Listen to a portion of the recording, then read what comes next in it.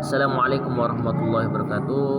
Perkenalkan, nama saya Yayan Wibowo dari Prodi Pendidikan Islam semester 2. Baiklah, di sini saya diberikan amanah oleh Ibu Asmara Jumatni MAG untuk menjelaskan soal UTS mata kuliah Al-Quran Hadis.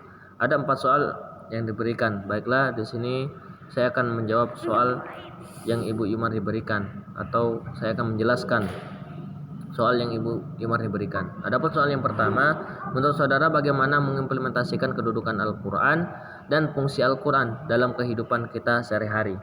Jelaskan dengan alasan. Kita dapat mengimplementasikan Al-Quran dengan cara mengamalkan Al-Quran.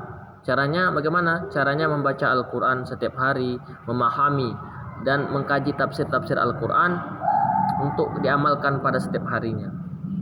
Dan fungsi Al-Quran itu bagaimana? Fungsi Al-Quran dalam kehidupan kita sehari-hari ialah sebagai petunjuk bagi umat manusia hingga akhir zaman, penyempurnaan kitab-kitab suci sebelumnya, dan sumber pokok ajaran-ajaran agama Islam yang dibawa oleh Nabi Muhammad SAW.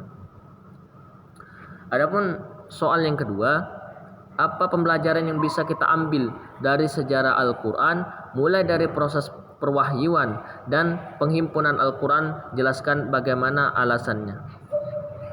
Baiklah, Al-Quran diturunkan secara berangsur-angsur. Banyak hikmah yang akan diperoleh, yaitu penetapan hati Rasulullah SAW, melemahkan lawan-lawannya, mudah dipahami dan dihafal. Penghimpunan Al-Quran dalam sejarah berlangsung selama 3 periode. Pertama pada masa Rasulullah SAW, dan yang kedua pada masa Khalifah Abu Bakar As-Siddiq radhiyallahu an, dan ketiga pada masa Khalifah Utsman bin Affan radhiyallahu an. Masing-masing periode memiliki ciri-ciri tersendiri. Adapun soal yang ketiga, Al-Quran menjadi mukjizat bagi Rasulullah SAW, dan apa pendapat saudara terhadap pernyataan Allah Subhanahu wa taala akan mempermudah semua urusan manusia yang menjadikan Al-Quran menjadi pedoman hidup? Jawab dengan alasan.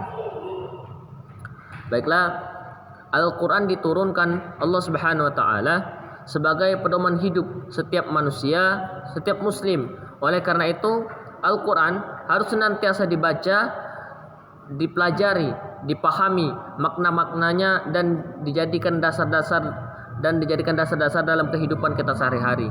Maka dari itu, barang siapa yang mengamalkan dan menjadikan Al-Quran sebagai pedoman hidup, maka Allah Subhanahu wa taala akan menjaga dan melindunginya.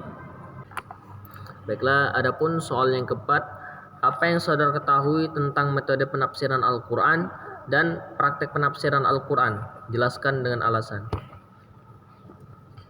Baiklah, penafsiran Al-Quran dibagi menjadi 4 cara atau 4 metode, yaitu ijmali atau global, yang kedua itu tahlili atau analisis, yang ketiga muqarrin atau perbandingan, dan yang keempat yaitu maudhu'i atau tematik.